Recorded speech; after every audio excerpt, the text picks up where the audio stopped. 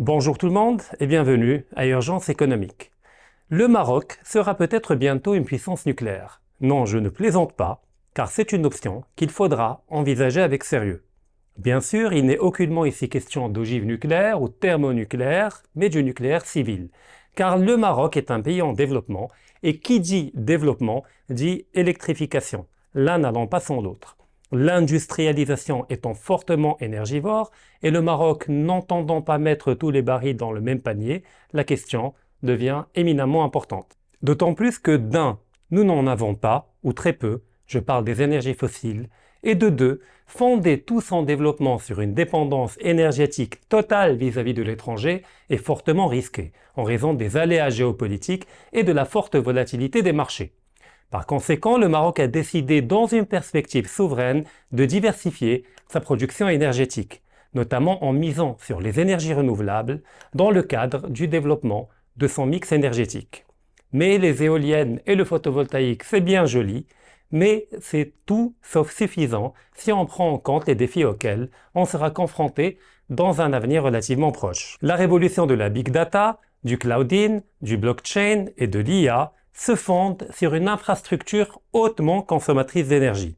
De même, et c'est la mère de toutes les batailles, le stress hydrique que connaît le Maroc actuellement et qui devient de plus en plus urgent réclame le développement de pistes techniques et technologiques hautement énergivores, à l'instar du dessalement de l'eau de mer, qui à l'heure actuelle n'est pas rentable économiquement en raison du coût élevé de l'énergie.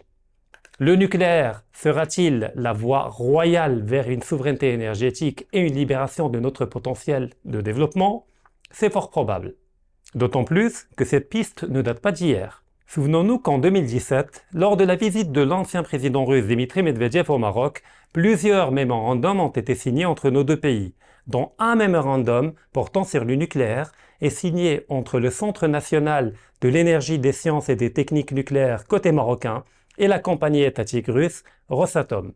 Ce dernier a été récemment approuvé par Moscou en octobre 2022 et pourrait ouvrir la voie à la construction par la Russie d'une centrale nucléaire au Maroc. Mais disons que le contexte géopolitique actuel ne s'y prête pas tout à fait. Mais plus récemment, l'accord signé entre Rosatom et l'entreprise américaine Water and Energy Solutions en juillet dernier pourrait permettre le développement d'une piste peut-être moins ambitieuse, mais ô combien efficace concernant le dessalement de l'eau de mer. Comme quoi, on peut se faire une guerre par procuration en Ukraine tout en continuant à commercer tranquillement, comme si de rien n'était. Mais revenons au dessalement de l'eau de mer. Premièrement, la Russie est en train d'achever le développement d'un projet très novateur, celui du développement de petites centrales nucléaires flottantes. Si le concept n'est pas nouveau en soi, car les sous-marins modernes et les porte-avions sont dotés depuis des décennies de petits réacteurs nucléaires. Mais c'est la première fois que ce sera développé pour alimenter un système électrique terrestre et civil. Les prototypes russes sont déjà opérationnels et n'attendent que d'être commercialisés. Autre technologie russe qui pourrait nous intéresser, le SMR, soit en français les petits réacteurs modulables, qui peuvent être placés à terre contrairement au premier. Maintenant, l'autre question importante, celle du combustible, à savoir l'uranium. Où en trouver? Eh bien, presque partout, car contrairement à la croyance commune, l'uranium-238 est très abondant sur la croûte terrestre. Mais effectivement, certaines régions du monde en possèdent plus que d'autres, comme le Kazakhstan, le Canada, l'Australie ou encore le Niger. Eh bien, il se trouve que nous en avons également au Maroc, puisque le phosphate a une teneur certes résiduelle en uranium-238, mais si on la rapporte à nos énormes réserves estimées à 50 milliards de tonnes, eh bien dans ce cas, on parle d'un stock potentiel d'uranium estimé de l'ordre de 7 tonnes environ. Alors, il ne faut pas en faire une tonne, et j'ai envie de dire, car une centrale nucléaire peut consommer en fonction de sa puissance entre 20 tonnes et 150 tonnes d'uranium enrichi par an. À titre d'exemple, la France consomme annuellement pas moins de 7000 tonnes d'uranium.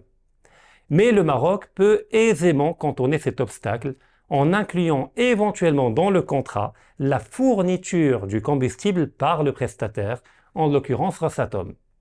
Enfin, le monde étant grand, le Maroc pourra s'approvisionner en uranium auprès d'autres pays, comme le Niger, qui probablement devra bientôt trouver d'autres clients pour remplacer la France. Autre obstacle, l'enrichissement de l'uranium. Car les centrales nucléaires n'utilisent pas l'uranium-238, que l'on peut trouver à l'état de nature, mais l'uranium enrichi, soit le 235. Peu de pays maîtrisent cette technologie, mais il se trouve que le leader mondial est Rosatom. Comme quoi, De Gaulle n'avait pas tort en disant qu'il suffit que le politique décrète ou décide et l'intendance suivra.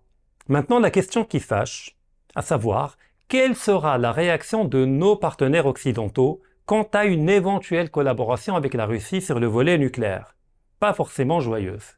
Mais ils devront se faire une raison, car beaucoup de choses peuvent être négociables, mais ce n'est aucunement le cas de notre souveraineté. Alors, Maroc, future puissance nucléaire, et puis pourquoi pas? Jules Renard disait « Rêve de grandes choses, cela te permettra au moins d'en faire de toutes petites ». Je vous remercie de nous avoir suivis et vous donne comme d'habitude rendez-vous la semaine prochaine pour un nouvel épisode.